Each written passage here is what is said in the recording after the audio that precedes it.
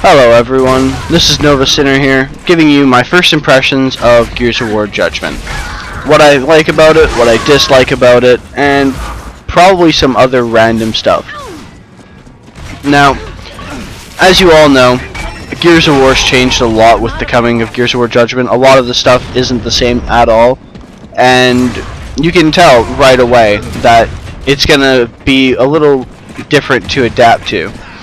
Now, what I have to say about this game is I find the graphics aren't as good as they were in Gears of War 3. That's just me personally. They feel a little bit more cartoonish, and it just kind of takes away from it. Like, we're supposed to be progressing in graphics, but I could see, like, with new graphics, upgraded graphics, it takes more power, and it does tend to make your game lag a bit. So I can't really tell them, like, oh, you need to make the graphics better, because it just might actually destroy the game in itself. Sometimes I also find that in this game, like, if you're going to cover, you just kind of like glide there while still standing up. You're supposed to be like sliding into cover, and I just don't feel that that happens as much as it should.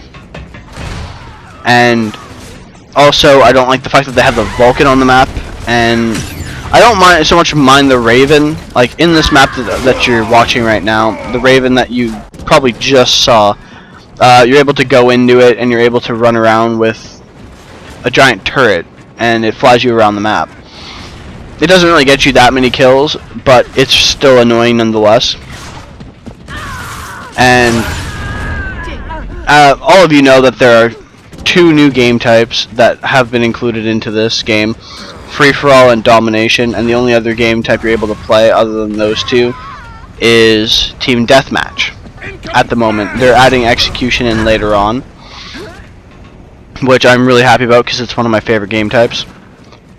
Now, in free-for-all, which is the game type I'm actually playing right now in this video, it's actually pretty difficult, because everyone's just all over the place and it's hard to keep up. But I can see a lot of people going for clips in this game type just because you can kill everyone and everything. But you can also basically have people boosting with you in this game type, which isn't really fun. Also, there's team deathmatch, which is a lot more like Call of Duty based now. It's up to 50. It's not just you have a set amount of lives and then you go through and play it round by round.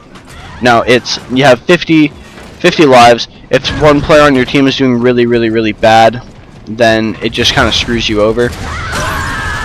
I've actually been one of the bad players on my team. I went like 4 and 13. That's because in this game everyone decides to just sit around in certain locations. You're able to do a lot more. You're able to throw nades faster, switch weapons faster, so it makes the game a little bit more fast-paced, which is something I really enjoy, because you can go game to game and still do relatively well.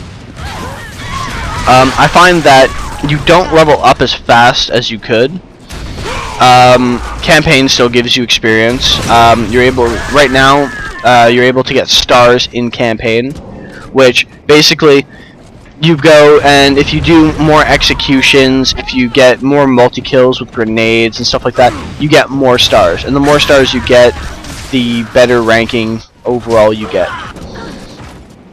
And if you want to unlock the Aftermath campaign, you have to get a total of 40 stars. To get Min, you have to get 10 stars, and I think you have to get all the stars to get another character, if I remember correctly. The achievements are relatively simple to get. The medals are a little different as well. Right now, you're able to, like, they changed the name of certain ones. Like instead of having a Quinn, it's some random guy's name. If you're looking at a trick shot, it's some other random thing. I don't know why they changed it. They just made things a little bit more complicated. They also changed supers. to something else as well, and I don't really quite understand what they changed it to or why they changed it. And overall, a lot of the changes were unnecessary. I think they should, as I said earlier, if I didn't say it earlier, I should have. They do need to up the power of the Gnasher, because now it's the only weapon you can use. Like, if you use that weapon, you can only use it unless you pick up someone else's weapon and swap out your pistol. And I think that they should up the power a little bit more, because half the time you can hit somebody and you won't get a one-shot. And I think that with the power of the Retro Lancer, which is still relatively powerful, you should have that power to just one-shot. In this game, you only have up to level 50, and then you get to re-up, which I don't think is so bad, but I think they upped the amount of times you can re-up, which is a little weird. I liked the idea of having gold wings and stuff like that in Gears of War 3, and I think a lot of people did as well. In this, I just find that in certain situations, this game, they made minor improvements that are really useful, but some of them, they just don't really matter, and they just changed it for the sake of changing it. I find that, like, as you see, I'm playing as Anya. I find that she's harder to hit than, like, Baird or whatever, which, if they were having problems with hit detection from the Locusts, I don't think that they should have included female characters, because that just makes it a little, like, pretty much the same thing, because their hitbox is a lot smaller, and it just doesn't really make much sense. This game's actually coming to a wrap, and I ended up winning this game 25-17. I'm really enjoying this game so far. The breach shot is extremely powerful. Blind firing is actually amazing. It's so easy in this game. That's because you have the crosshairs in the middle of your screen. Before, you didn't have them. Like, blind firing was actually relatively difficult because you didn't have any indication of where the middle of your screen was, unless you put like a piece of paper in the middle of your screen.